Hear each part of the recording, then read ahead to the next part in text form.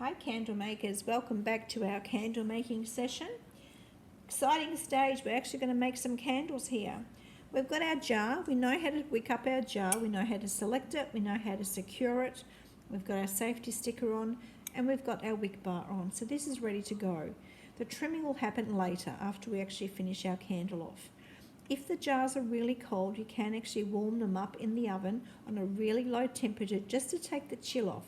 We don't want to be pouring into a really cold jar. We've got our scales here to weigh out our fragrance. We've got our wax ready to go. Now this wax is sitting just on 60 degrees. That's all we want to do. We want a 60-degree temperature for our wax. All the natural wax is melted around 50. So 60 degrees is giving us a clear liquid, which is what we want.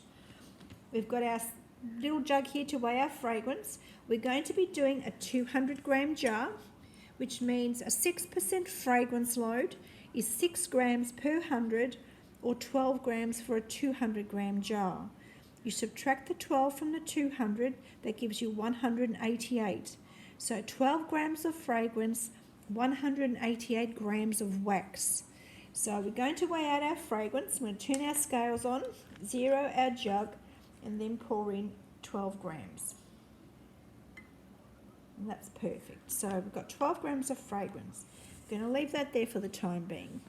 We now need to weigh out our wax. So we're going to zero our jug again. Make sure that's on zero. And we're going to collect 188 grams of wax. I like to keep my pots clean. So if I do go over when I'm weighing it out, I can tip it back into the pot without a problem. If it's 1 or 2 grams over, it's no big deal. If it's over by quite a lot, then you can actually tip it back. I've actually got 197, so I'm going to tip a little bit back into the pot and then make sure it's sitting at 188. That's perfect. So the next stage is to check your temperature. We want to add our fragrance between 50 and 55 degrees. So I'm going to use my infrared thermometer, which is this one here, and I'm going to check my temperature. So this should be sitting at around 50 to 55 before I add my fragrance. This is still quite warm, so I'm going to let this cool down a bit, and then I'm going to add my fragrance at between 50 and 55. If you add your fragrance to the wax when it's hot, you're going to lose a lot of your fragrance. They're volatile, that's why we use them. They give off their fragrance when they're warmed up. So we don't want to add our fragrance when the wax is too hot. Then we're going to stir it in for 2 minutes until our wax and the fragrance are mixed in, and then we're going to let it sit until it actually goes cloudy. And this is the hard part of the class because people always want to pour their wax into their jar before it's ready. So I'm just giving it a slight swirl just to try and cool the wax down a little bit before we add the fragrance. So this is just lukewarm at the moment, so lukewarm is good. We don't want a hot wax when we're adding our fragrance. We're aiming for 50 to 55 degrees, and that's going to need to cool down a little bit more before I actually add it. So I'm just going to keep swirling it until it actually cools down a little bit. Swirling it rather than stirring avoids getting lots of bubbles in your wax. So I'm just gently swirling just to try and drop the temperature a little bit before I add my fragrance. So that's pretty cool now. So there's my stirrer. I'm going to pour in my fragrance. Now, with the fragrances, they're quite heavy fragrances. You can see them. It's just sitting right at the base of the jug here. And this is what happens if you don't mix them in. They'll sink to the bottom, and then when you pour into your jar, they'll actually sink to the bottom of your jar as well. So we need to stir that in for 2 minutes, nice and gently, until your fragrance is mixed in evenly. Once it's mixed in, it won't separate out of your fragrance again. So 1, you need to stir it in. 2, you don't overload your wax with too much fragrance. There is a limit to what the waxes can hold.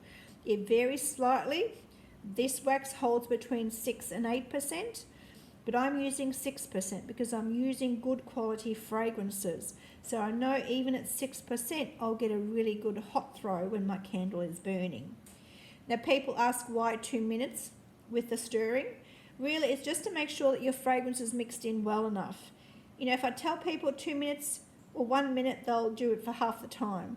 So you just want to make sure that your fragrance is mixed in. It's a bit like dropping sugar syrup into water. You can actually see it while you're mixing. This looks pretty even at the moment. You can't actually see the difference between the wax and the fragrance anymore. So that's pretty much mixed in. And it's a small batch, so it's not hard to mix in a small amount of fragrance. If you're doing a bigger batch, obviously, you'd have to make sure that it's all mixed in.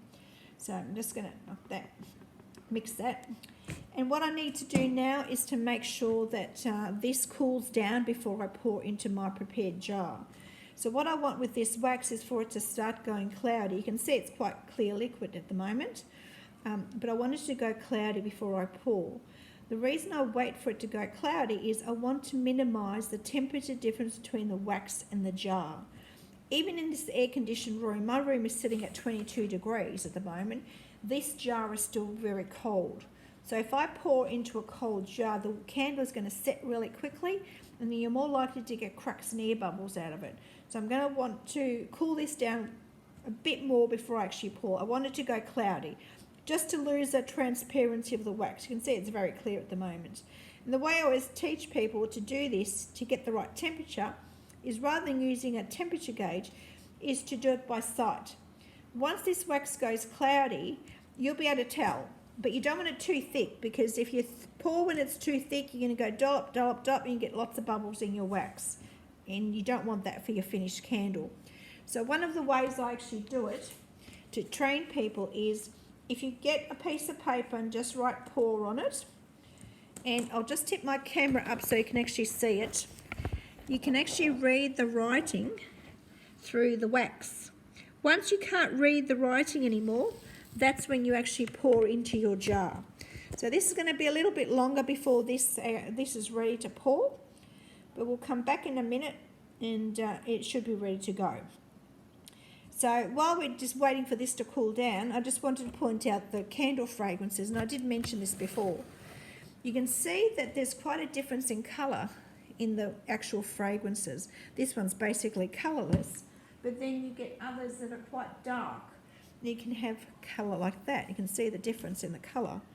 So this will colour your candle to a certain degree. It won't make it a dark colour, but it will take that pure white colour off the candle. Particularly if you're getting to the really dark colours. You know, if you have something like a strawberry, that's a really dark, dark colour. And it does tinge your wax slightly, so you won't get that perfect white candle that you want. The other thing to know is in some cases, the candle fragrance, if it's UV sensitive, particularly with the vanilla-based fragrances, the wax can go quite yellow. So just keeping that in mind. Like I said, there's lots to learn with candle making. It's not simply pouring into a jar after you mix fragrance into wax. You need to know the science behind everything. And here's I'll show you this one. This is a vanilla-based fragrance. You can see the candle is quite yellow when you compare it to this candle, which is not vanilla.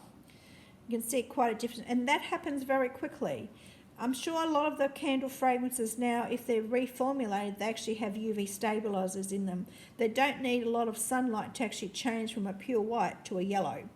So keep that in mind when you're using vanilla-based fragrances. And of course, like I mentioned earlier, waxes where you're using a wood wick will discolour as well.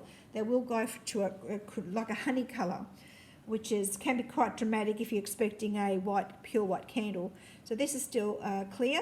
We're going to keep that going for a little bit because it's not ready to pour yet. I want it to cool down before it's ready to pour. That way we get the best finish on our candle. So I'm just going to give that a bit of a stir, or I should say a swirl, to avoid the bubbles. And I'm going to let this cool down a bit more before I actually pour into my jar. So we're going to leave that sit for a bit until it's ready, and we'll come back in a few minutes.